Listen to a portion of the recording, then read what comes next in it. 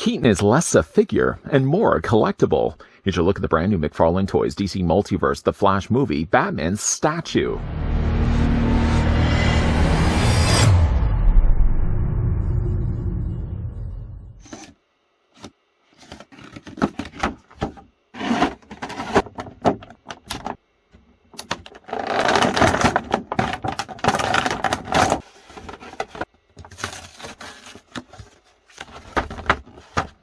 When Barry Allen arrives in the alternate 2013, he urgently seeks out the expertise of his friend and mentor Bruce Wayne.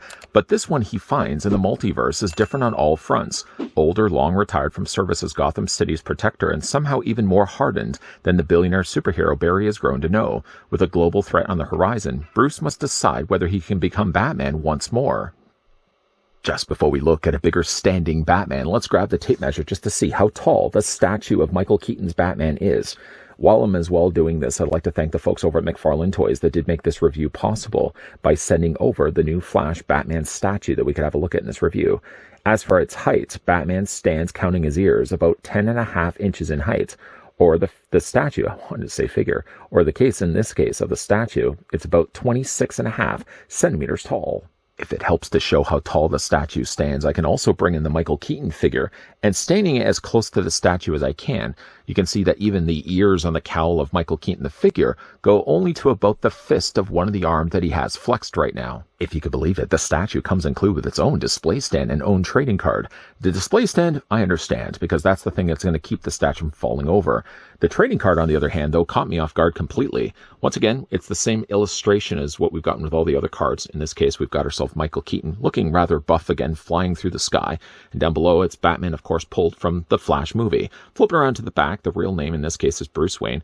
And the paragraph read may sound rather familiar to you because it's been used a couple of times already with many of the Flash figures we've looked at here on this channel. Again, you can pause it to read for yourself, but it is the same thing I read at the beginning of the review. So, with that out of the way. Like I said, though, the figure does, or statue, I'm going to probably find myself doing this a couple of times over this review. I've been looking at so many Flash figures as of late. Pardon me well in advance if I start to call this guy a figure, but he's actually a statue, has no articulation at all, but he does come included with a display stand. The display stand is large and it attaches, let's see if I can actually remove it right now. It attaches by 2 peg holes on the undersides of Batman's boots. When removing it from the display stand, and just to put Batman down, the way they've got his feet arched, more so the one from the back, you can see, it causes poor Batman to take a tumble. So we're just going to lay down the statue for right now. I want to show you guys the display stand right here. It's basically a larger version. If I can grab one from the side here, it's a larger version than the ones we got from the figures. Pretty much done the exact same way, except for obviously the larger DC logo down below. But instead of actually just 1 peg, you get 2 instead. One thing I have noticed, though, about the pegs, and it could be just the way I first put Batman down on the statue, you probably wouldn't want to do this too often either, because it looks like there's almost developing stress marks on the actual plastic for the pegs.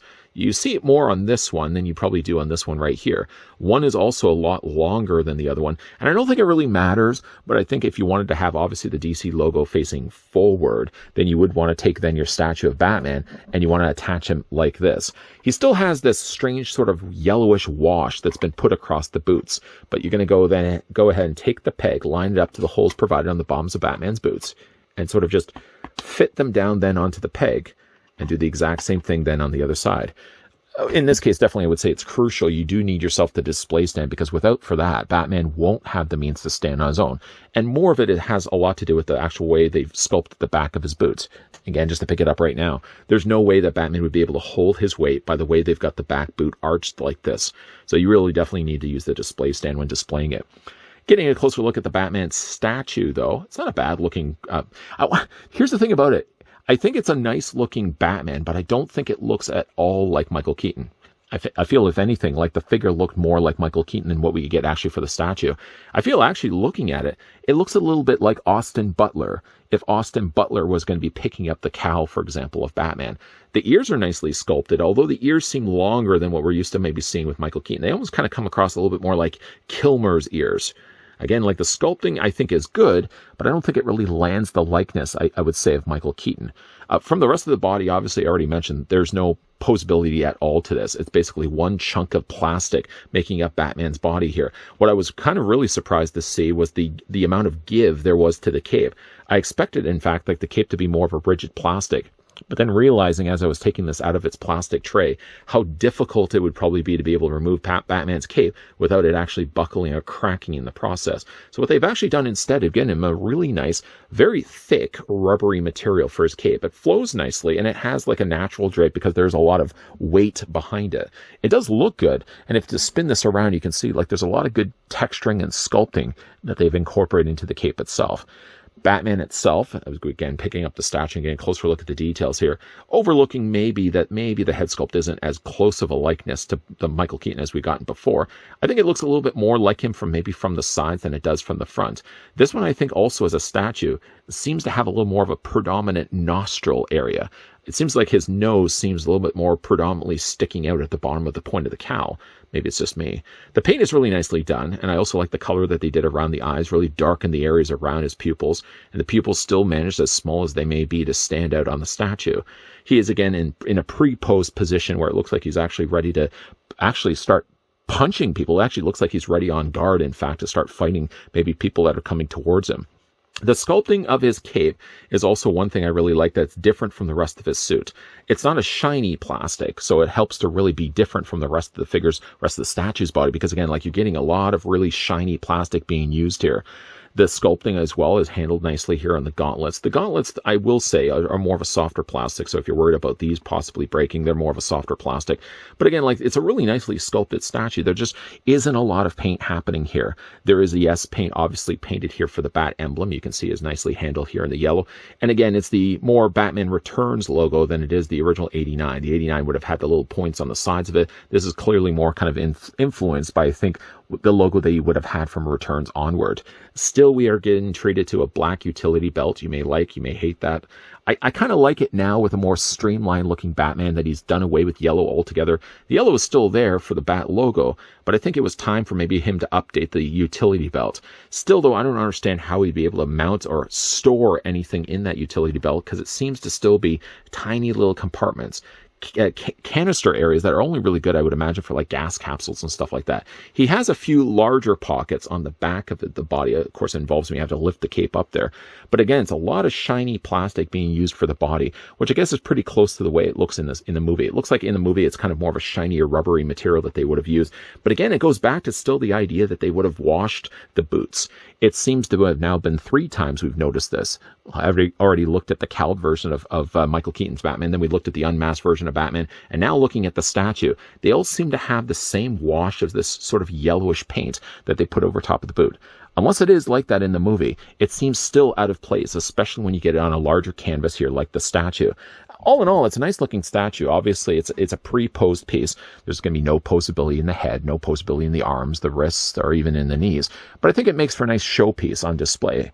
It doesn't always have to be the case either, where you're going to get something that has to have something that always has to move on it. Statues are great because you can put them on the shelf, and they're usually sculpted in a way that you've got a lot of interesting, exciting stuff to look at. Batman's in a pretty energetic pose. It looks like, again, he's ready for battle. And I think it's a nice looking statue. I don't think it looks as much, to be honest, like Michael Keaton as it did maybe like the figures.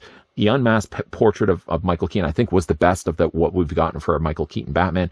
I think the statue doesn't maybe deliver as good of a likeness of Keaton as of course the Cape Crusader. I think it's still a nice looking statue, one that would certainly look nice on a shelf. Not always needing to cater to the articulated figure collectors out there, I'm glad to see that McFarlane Toys have also decided to release statues in line with Flash getting released to theaters. We get, of course, Michael Keaton portraying the Cape Crusader once again. I don't know whether we are going to be getting ourselves a Ben Affleck version of Batman in a similar statue release like this. Hopefully we do, because I would love to get one on Michael Keaton and one of Ben Affleck, then have them sort of bookend on either side of my shelf. The detailing on this one is good. While not delivering a lot of paint, it does deliver at least where it counts. Statues are always ones that have to deliver on good sculpt and good pose. And I think while the sculpt maybe doesn't bear as much of a resemblance to Bruce Wayne as he appears in the Flash movie, I think it's still a good-looking Batman, and it's in a good pose too. It would have been nice maybe if they could have put some accessories into his hand, like a batarang or a grapple gun or something along those lines. But the pose that they've got him in right now doesn't really work well, I think, for an accessory to be in his hand anyways. Maybe if they put him in a different pose where his arm was reached out, extended straight, then maybe that would justify giving a grapple gun in his hand. And obviously, we're only looking at just the one right now. There may be possibly even future plans for more statues, not only just based on the Flash movie, but also other DC properties as well. I'm glad to see that, again, McFarlane is not just looking at the action figure space, because not everybody is obviously collecting action figures. I like to collect action figures, and I like to collect statues. I'm glad to see that we're getting a little bit of both when it comes to the upcoming Flash movie. But what do you guys think of the Batman statue? If you are one that has been collecting the figures for the movie, could you see yourself also collecting the statues as well? Let me know down below in the comments section. And once again, a big thank you to the folks over at McFarlane Toys that did come through and provide the sample of the statue of the Cape Crusader, Michael Keaton, that we could have a look at in his review. If you guys enjoyed this video, want to hit it with a like. If you guys are loving the content you guys are seeing, certainly want to stick around for more, then make sure you hit that subscribe button down below and that you're also turning on the bell notification. We are going to be also looking at some more DC Multiverse stuff, so if that's the kind of thing that brings all the boys to the yard, make sure you're coming back to this yard for not only more DC Multiverse reviews, but other reviews coming your way as well. As always, guys, thanks for watching. See you guys next time.